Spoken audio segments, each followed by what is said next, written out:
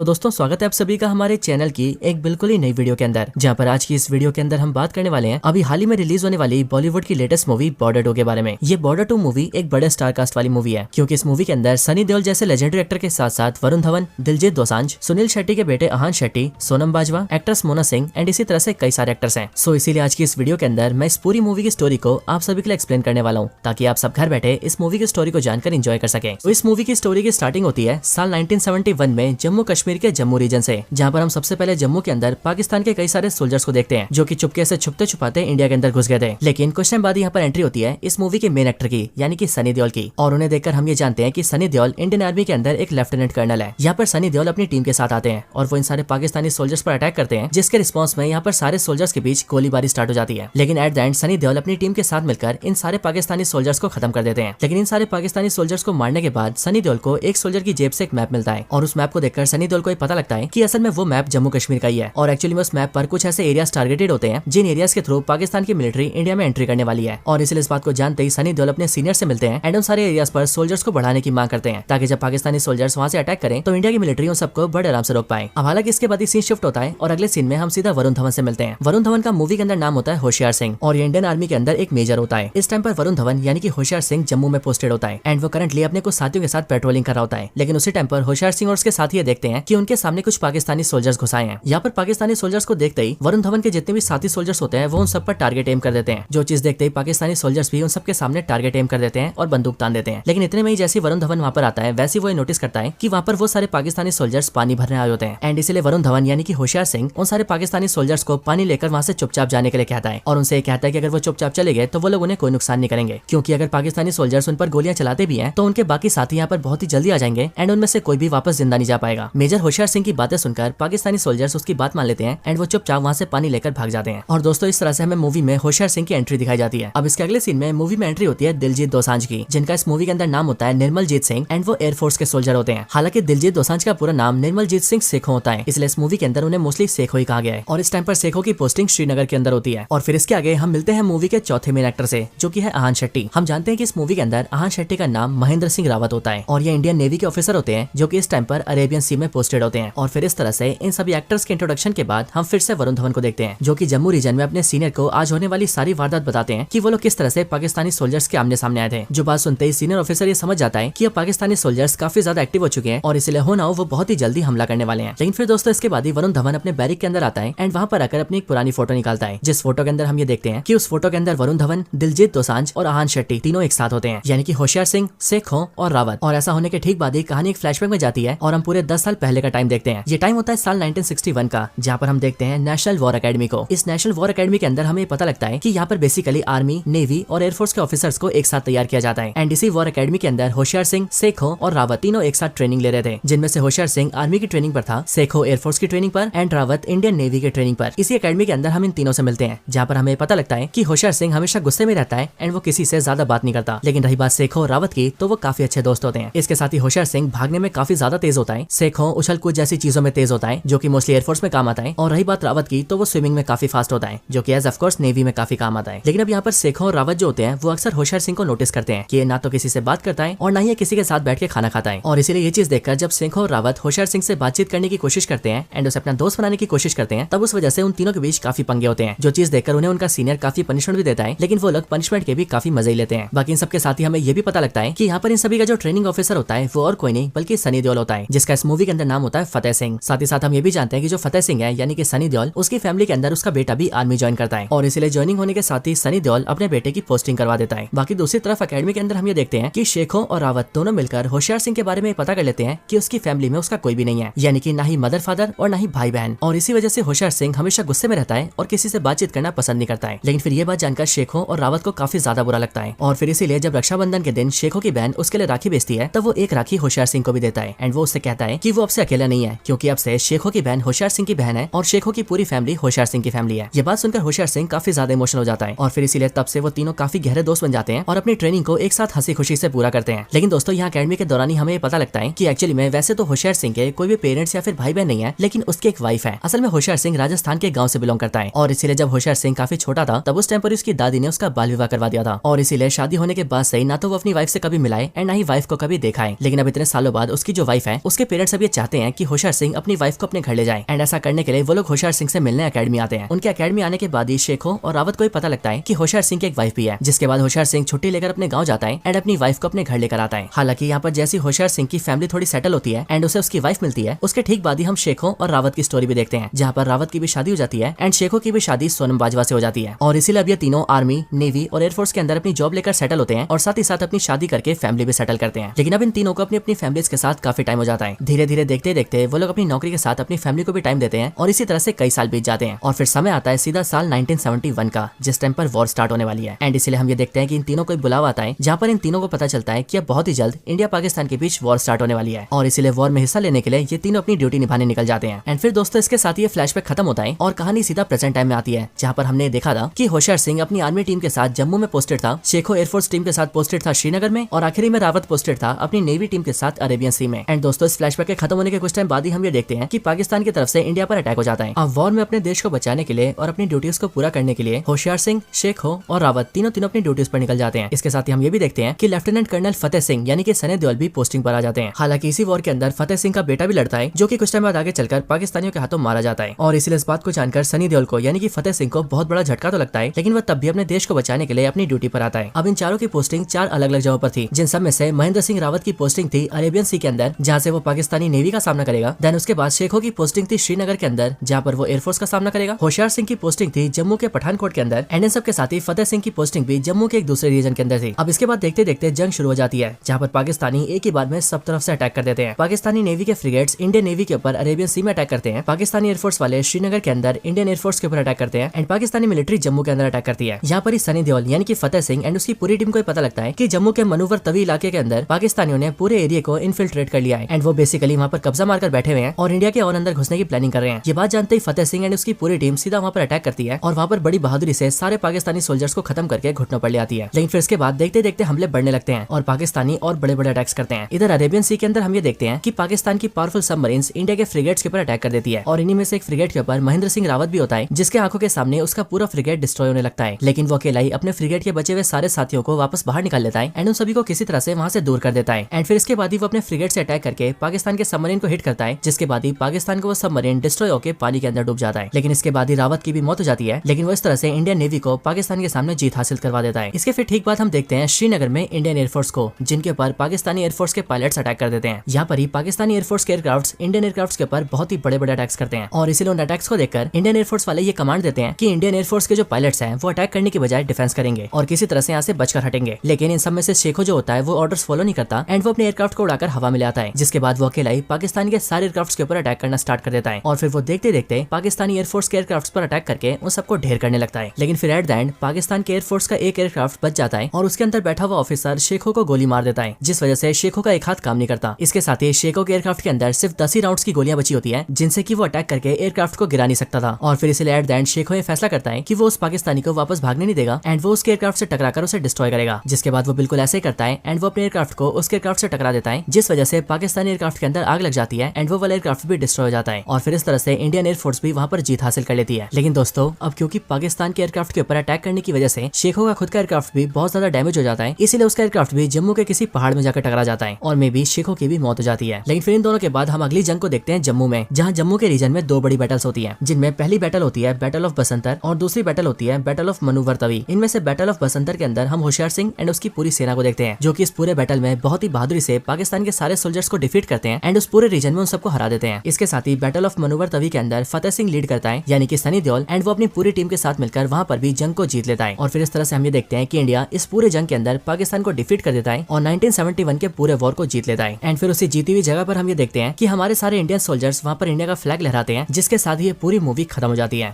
तो दोस्तों ये थी वीडियो बॉर्डर 2 मूवी की कंप्लीट स्टोरी के ऊपर। वैसे आपको ये वीडियो कैसी लगी ये आप मुझे कमेंट्स में जरूर बताना।